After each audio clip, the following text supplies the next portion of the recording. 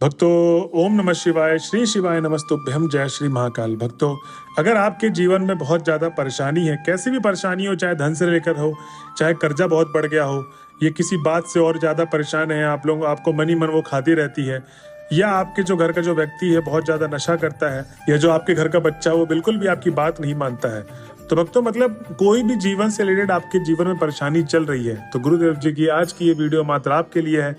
पूरी एकदम मैं आपको डिटेल में समझाऊंगा इस उपाय को कैसे कैसे करना है, क्योंकि भक्तों इस उपाय को करने मात्र से बहुत सारे लाखों लोगों ने अपनी जो परेशानी है वो जड़ से समाप्त की है। तो भक्तों मेरी भी यही मनोकामना है कि आप तक ये उपाय पहुंचे जो गुरुदेव जी ने उन भक्तों को बताया था, जिससे उन्होंने अपनी मनोकामना पूर्ण की। ऐसे ही आप भी अपनी जो समस्या है उसको समाधान करके आप भी अपनी मनोकामना पूर्ण करें। तो भक्तों चलिए चलते हैं उपाय की तरफ, जानते हैं गुरुदेव जी ने आज के इस वीडियो में क्या बताया है और देखते हैं इस उपाय को कैसे करना है। तो भक्तों जो भी आज हमारे भक्त आज हमारे चैनल पहली बार आए हैं और मेरी आवाज पहली बार सुन रहे हैं, तो चैनल कर ले सब्सक्राइब और बेल नोटिफिकेशन को ऑन कर ले, जिससे गुरुदेव जी की आने वाली अपकमिंग वीडियोस आपको मिलती रहे।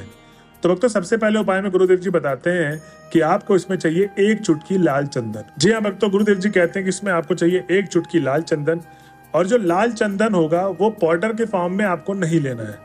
जो लकड़ी के फॉर्म में होता है लाल चंदन, उसको आपको घस के वो लकड़ी का जो चंदन होता है वो आपको निकालना है। ठीक जैसे कि आपने पहले भी देखा होगा कि जो लकड़ी होती है उसको घस के महादेव के शिवलिंग में चंदन लगाते हैं, जो पीला चंदन होता है। ऐसी लाल चंदन की भी लकड़ी आती है, आप जहाँ पर पूजा का सामान मिलता है वहां पर आप जाके इसको खरीद सकते हैं। ठीक, इसके बाद आपको चाहिए 3 से 4 बूंद देसी गाय का घी चाहिए। ठीक, अब जो आप घी लेंगे उसको आप किसी भी चम्मच में रख ले अलग से साइड में, और उसके बाद आपको चाहिए एक बेलपत्र। अब जो भक्तों एक बेलपत्र लेंगे उस चीज का आपको ध्यान रहे कि वो बेलपत्र कहीं से कटा पिटा खंडित नहीं होना चाहिए, एकदम ताजा बेलपत्र चाहिए आपको। ठीक, अब भक्तों इसमें मैंने सामग्री क्या क्या बताई आपको, एक बेलपत्र, 3 बूंद देसी गाय का घी और एक चुटकी लाल चंदन, जो आप घस के मतलब जो लकड़ी के फॉर्म में होता है लाल चंदन, उससे घस के निकालेंगे। ठीक, अब भक्तों ये तीनों सामग्री लेके आपको सीधा चले जाना है महादेव के मंदिर में। अब जब आप महादेव के मंदिर में पहुंच गए तो भक्तों बेल पत्र का जो बीच वाला पत्ता होता है उसको छोड़ के जो साइड के 2 पत्ते होते हैं, दाहिने साइड और बाएं साइड वाले,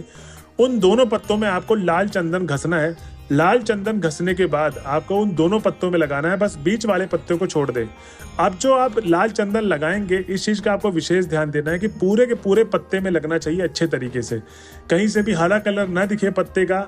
आपको पूरे दोनों पत्तों में लाल चंदन अच्छी तरीके से भर भर के लगा देना है। ठीक, अब उसके बाद भक्तों गुरुदेव जी कहते हैं कि जो बीज वाला पत्ता है, जो मैंने आपको बताया था 3 से 4 बूंद देसी गाय का घी चाहिए, तो वही आपको 3 से 4 बूंद आपको बीच वाला पत्ता है जो बेल पत्र का, उसमें आपको 3 से 4 बूंद पूरे के पूरे पत्ते में लगा देना। जो बीच वाला पत्ता है ना वो पूरे के पूरे पत्ते में आपको लगा देना है, और उसके बाद आपको 7 से 10 मिनट भगवान भोले बाबा के मंदिर में आपको उत्तर दिशा की तरफ मुख कर लेना है और शिवलिंग के सामने खड़े होकर आराधना करनी है। क्या करनी है? आराधना। और कहाँ करेंगे मुख? उत्तर दिशा की तरफ ध्यान रहे, मुख करके आपको 7 से 10 मिनट सबसे पहले तो भोले बाबा की आप आराधना कर लें। अब जब आपने आराधना कर ली तो गुरुदेव जी कहते हैं कि जो वो आपने एक बेल पत्र में लाल चंदन और गाय का देसी घी लगाया है वो आपको अशोक सुंदरी वाले स्थान पे रख दे रहा है। जी हाँ भक्तों, अब जब आप रखेंगे पत्ते को तो जहां से घी और चंदन लगाया है उसके पिछले भाग से रखेंगे, वो घी और चंदन ऊपर वाले भाग में होना चाहिए। ठीक, अब आपको अशोक सुंदरी वाले स्थान पे रख देना है। अब जब आपने अशोक सुंदरी वाले स्थान पे रख दिया तो सबसे पहले तो आपको अपनी मनोकामना मांगनी है।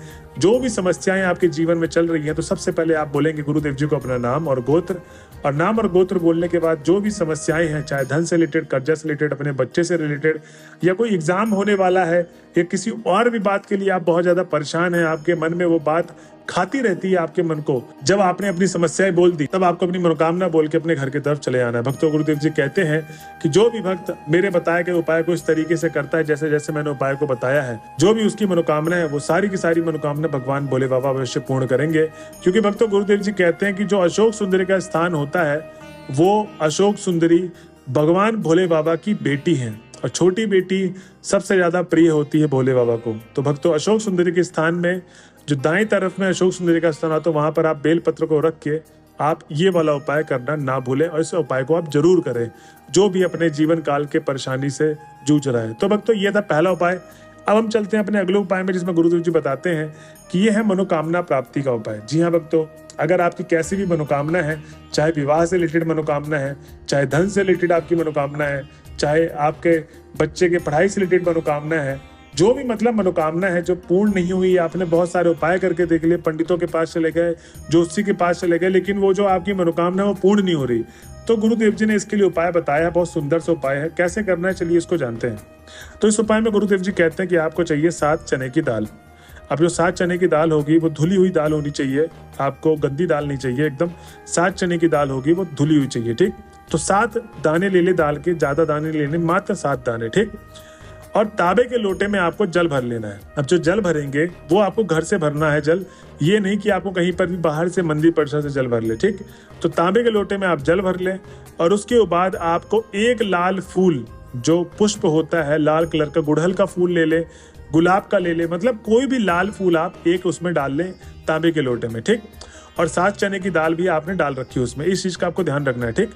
तो 7 चने की दाल और एक लाल फूल डालकर आपको सीधा चले जाना है अपने छत पे, जहां भी आप सूर्य देव को अर्पित करते हैं जल, वहां पर आप जाकर सूर्य देव को अपने दोनों हाथों को ऊंचा करना है, एकदम जितना ऊंचा आप कर सकते हैं। ध्यान रहे कि माथे से ऊपर हो दोनों हाथ, और वो पूरा का पूरा आप 1 लोटा जल जो सूर्य देव को अर्पित करने गए थे अर्पित कर देना है। और अर्पित करने के बाद आपकी जो भी मनोकामना है सूर्य देव को बोलनी है, उनसे बोलकर आप अपने घर की तरफ चले जाएं। थोड़ी देर बाद आपको वापस से आना है।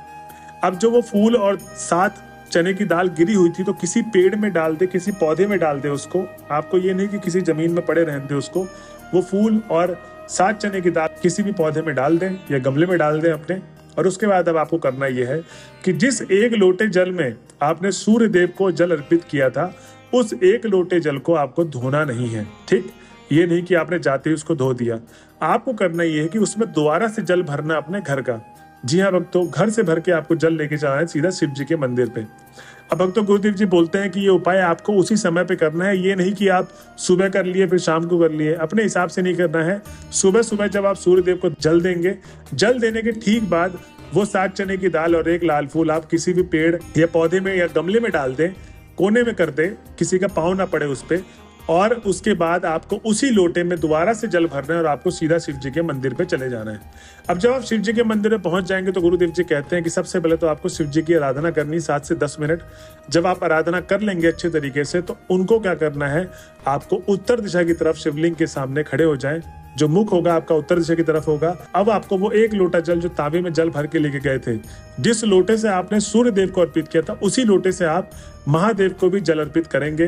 और पूरा का पूरा जल अर्पित करने के बाद जो भी आपकी मनोकामना है वो वहां पर आपको मांग लेनी है। भक्तों गुरुदेव जी कहते हैं कि जो भी भक्त मेरे बताए गए उपाय को इस तरीके से करते हैं, उसकी जो भी मनोकामना है भगवान सूर्य देव और भगवान भोले बाबा अवश्य पूर्ण करेंगे। तो भक्तों यही था आज का दूसरा उपाय जो गुरुदेव जी कहते हैं कि जो भी भक्त मेरे दोनों उपायों में से कोई भी एक उपाय करता है उसके जीवन में सदैव खुशियां बनी रहेगी। तो भक्तों ये थी आज की वीडियो। अगर आप वीडियो के लास्ट तक पहुंच गए तो श्री शिवाय नमस्तुभ्यम लिखना ना भूले।